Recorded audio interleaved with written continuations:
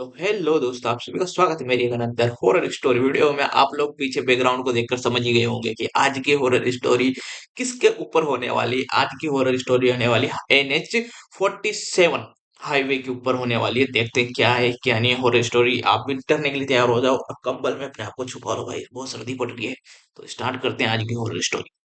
कहानी हिंदी। बारिश उस रात कुछ ज्यादा ही तेज थी। दिल्ली से देहरादून जाने वाला NH-7 हाईवे लगभग सुनसान पड़ा था। स्ट्रीट लाइट्स या तो बंद थीं या धुंध में गुम हो चुकी थीं। कार की हेडलाइट्स के आगे बस धूल, पानी और कभी-कभी चमकती सड़क की सफेद लाइनें दिखाई देती थीं।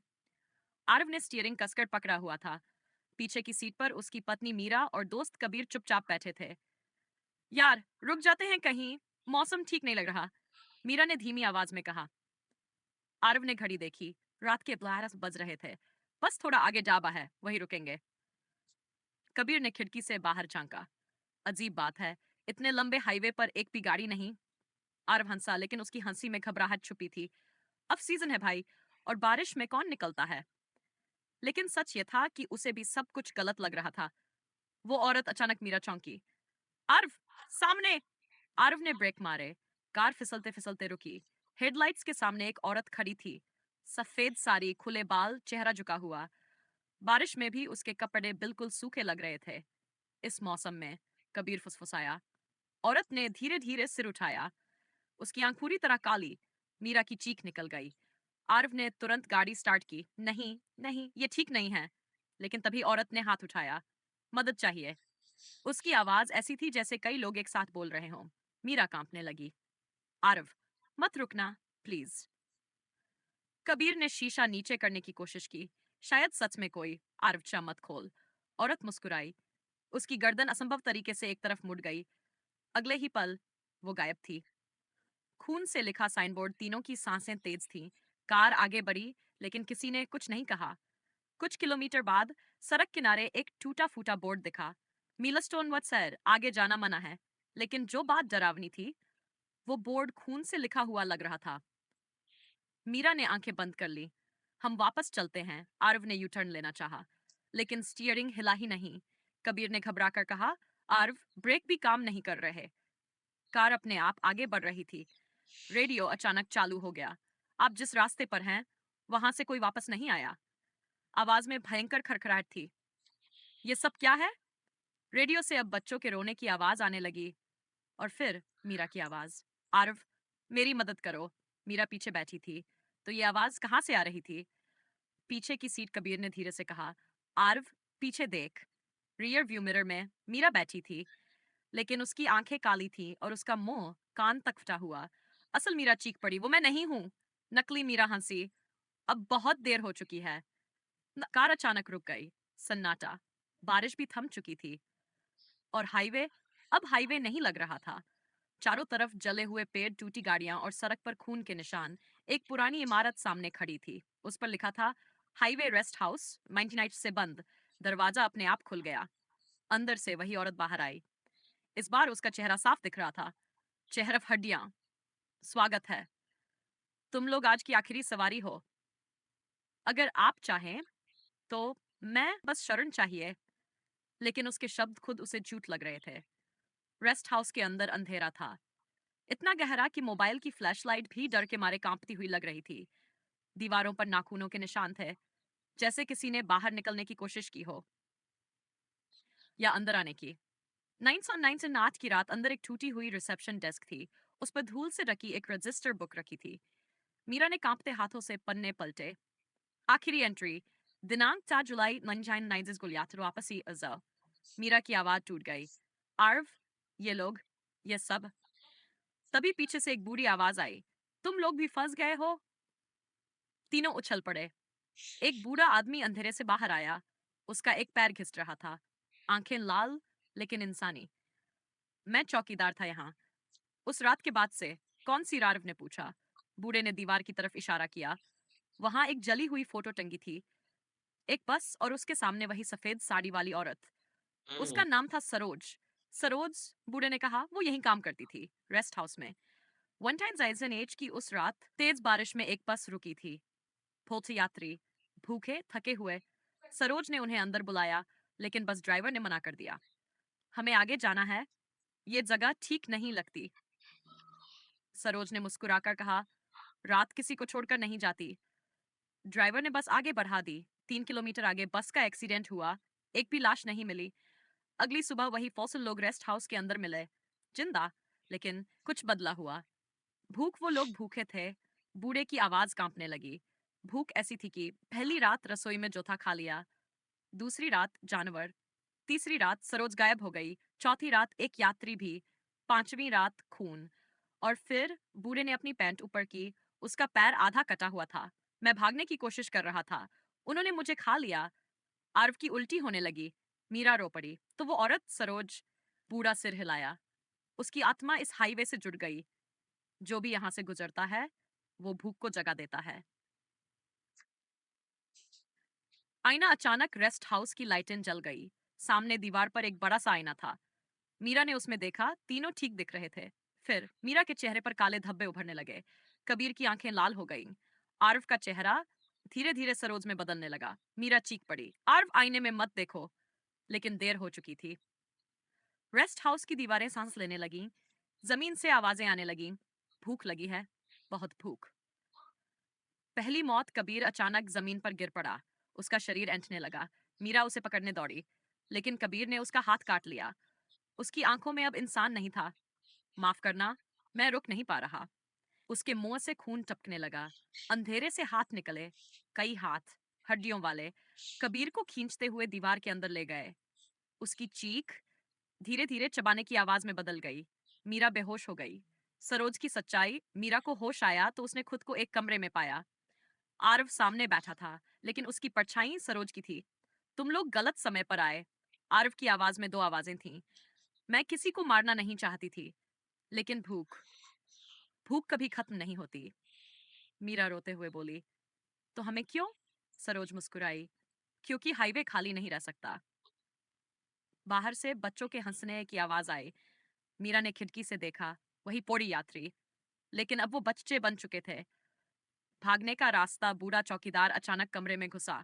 आईना तोड़ो, आईना ही दरवाजा है। आरव ने कुर्सी उठाकर आईने पर मारी।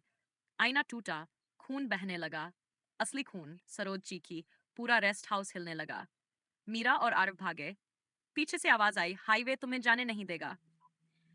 अगले भाग में असली अंत की शुरुआत, हाईवे का रहस्य, कौन बचेगा कौन नहीं, लिखिए भाग 3 जारी रखें और कहानी और भी डरावनी हो जाएगी।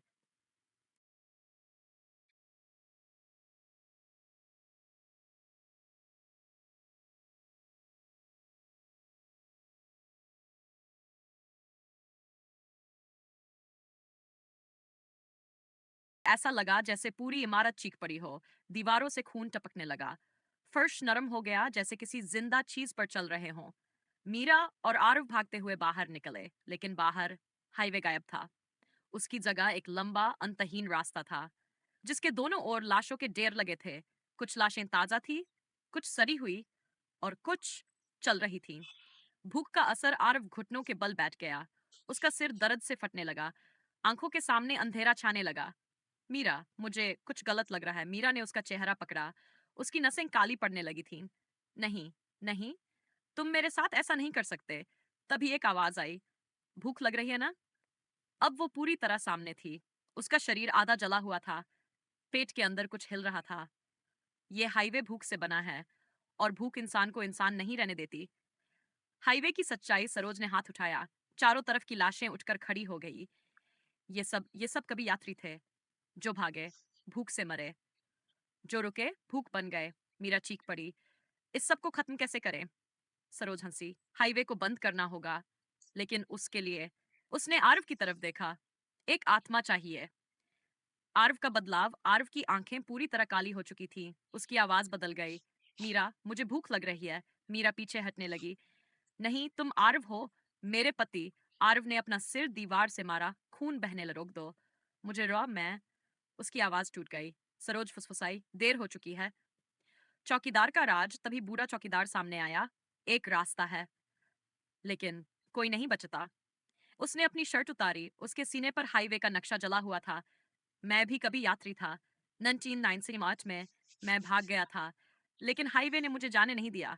मीरा की आंखें भर आई। तो समाधान? बूढ़ा बोला, भूख को भूखा मारो। बलिदान? मीरा समझ गई। उसने आरव को गले लगाया। मैं तुम्हें छोड़कर नहीं जाऊंगी। आरव रोने लगा। मीरा, प्लीज। मीरा ने अपनी कलाई काट ली। खून जमीन पर गिरा। हाईवे कांपने लगा।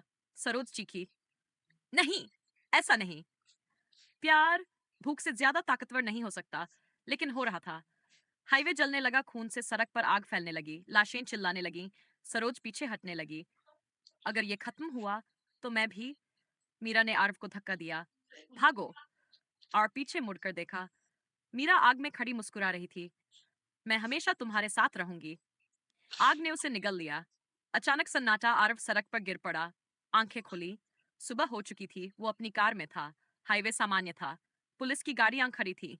एक अफसर बोला, सर, आप बेहोश मिले थे। आप अकेले थे। आरव कांपते हुए बोला, मेरी पत्नी मीरा। अफसर ने फाइल खोली। सर, आपकी कोई पत्नी नहीं है। आरव चीख पड़ा। आरव एक कमरे में बैठा था। दीवार पर एक फोटो टंगी थी, मीरा की। फोटो से खून टपका। पीछे से एक परिचित आवाज आई, भूख अभी बाकी है। आरव मुड़ा। दरवाजे पर मीरा खड़ी थी, काली आंखें, मुस्कान वही। चलो, हाईवे खाली नहीं रहना चाहिए। अगले भाग 4 में असली एंडिंग। मीरा क्या बन चुकी है? हाईवे हमेशा के लिए बंद होगा या नहीं? लिखिए। भाग 4 जारी रखें और कहानी का सबसे डरावना अंत पढ़िए। रुक सी गई। दरवाजे पर खड़ी मीरा मुस्कुरा रही थी। वही चेहरा, वही आंखें, लेकिन अब उनमें जिंदगी नहीं थी। तुम जल गई थी। आरव की आवाज कांप रही थी। मीरा धीरे धीरे कमरे के अंदर आई। उसके कदम जमीन को छू ही नहीं रहे थे। मैं मरी नहीं आरव, मैं हाईवे बन गई हूँ। सच जो छुपा था। मीरा ने दीवार की ओर इशारा किया। दीवार बदलने लगी। कमरा गायब हो गया। आरव फिर उसी एनएच टॉप पर खड़ा था, लेकिन अब वो अकेला नहीं था। हजारों लोग, हर उम्र के, हर चेहरे पर एक ही भाव, भूख। हर हाईवे किसी बलिदान से जिंदा रहता है। मीरा की आवाज गूंज रही थी। सरोज पहला बलिदान थी, मैं आखिरी नहीं हूं। आरव रो पड़ा। तो मैं क्यों बच गया? मीरा की मुस्कान और गहरी हो गई। क्योंकि अब तुम्हारी बारी है। हाईवे का नियम। हाईवे पर लाल रेखाएं उभर आईं। एक आवाज गूंजी, एक रहेगा, बाकी जाएंगे। मीरा बोली, या तो तुम मेरी जगह लो, या फिर ये हाईवे फिर से भूखा हो जाएगा। आरव ने चारों तरफ देखा।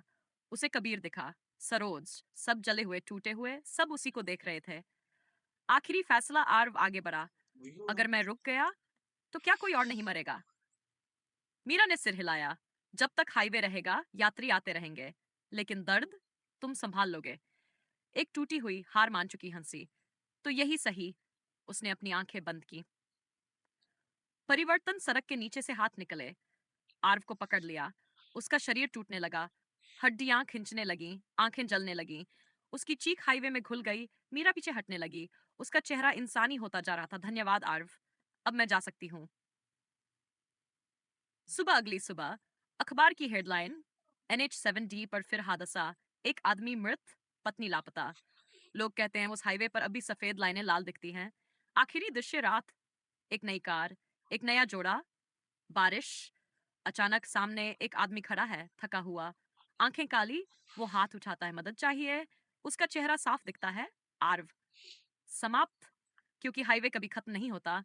अगर आप चाहे तो मैं वाई अ पार्ट 5, इसका पार्ट फाइंडिंग, इसे भी 90 शब्दों की एक किताब जैसी फाइल, डरावनी ऑडियो स्टोरी स्क्रिप्ट ही बना सकता हूँ। बस लिखिए। एक और अंत। यही सबसे डरावनी बात थी। उस रात बिल्कुल साफ था। ना धुंध, ना हवा, ना कोई आवाज। आरव सड़क के बीच खड़ा था, लेकिन वो जानता था ये असली हाईवे नहीं है। मीरा की वापसी। तुम यहाँ क्यों रुके हो? पीछे से आवाज आई। आरव मुड़ा। मीरा खड़ी थी, साधारण कपड़ों में, सूखी, जिंदा। तुम। आरव की आंखों में आंसू आ गए। तुम ठीक हो? मीरा मुस्कुराई। अगर मैं ठीक हूं तो तुम रो क्यों रहे हो?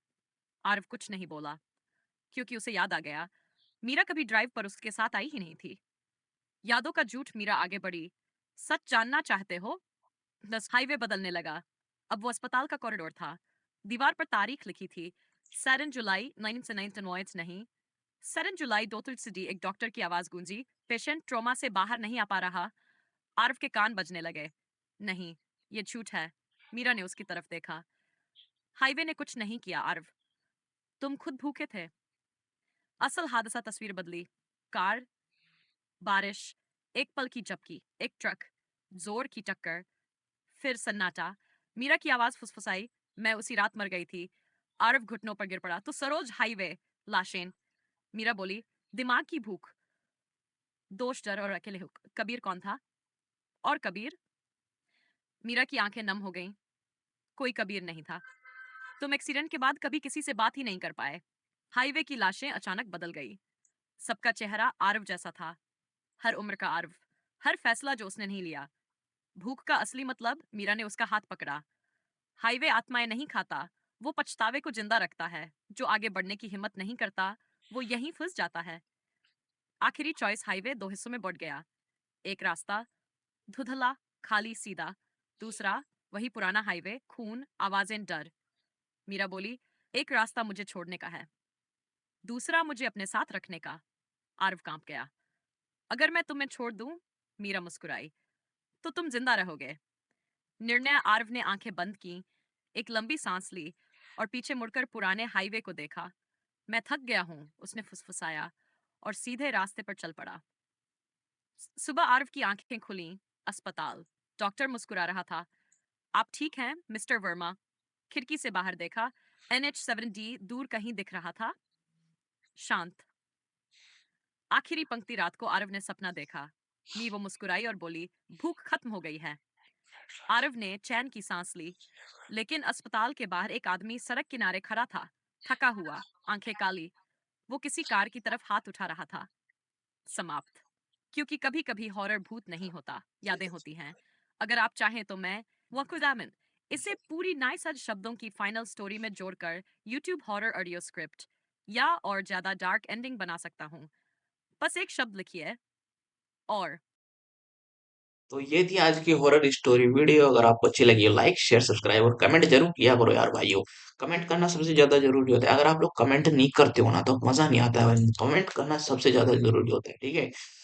और देख सकते हो भाई कितना सुनसान हाईवे होते हैं यार, ये बहुत डरावने होते हैं। देख रहे हो तुम, रात को 12 बजे देख सकते हो तुम, इस तरह के हाईवे होते हैं।